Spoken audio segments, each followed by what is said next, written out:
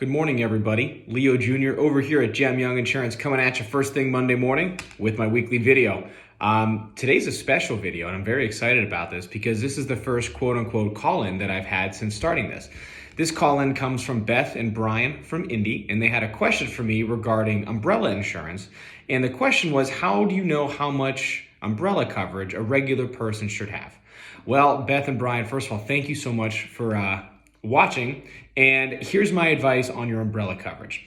Like all liability insurance, I would look at umbrella as a liability coverage tied to your net worth.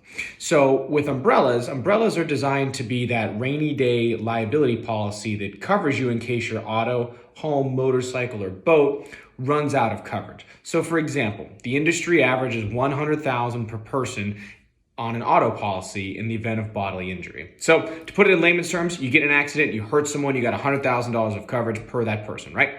Let's say you kill them. It's a terrible catastrophe. If you're not worth more than $100,000, you don't necessarily need to be concerned about that. If your net worth is more than $100,000, then before you get an umbrella policy, I would recommend bumping up your auto and home liability to $250,000, $500,000. $250,000 per person, $500,000 per accident, $500,000 on the home. So to recap, $250,000 per person if you injure them, $500,000 aggregate per accident in case you injure multiple people, $250,000 per accident in terms of property damage, and $500,000 of liability on the home. As soon as your net worth climbs to above $250,000, that's when I start to advise my clients to take on a bigger liability policy in the form of an umbrella. Now, as a reminder, net worth is your assets minus your liabilities. So take into account your home, what you owe on it versus the equity you have in it. Take into account your vehicles. That's a depreciating asset, so that's largely debt.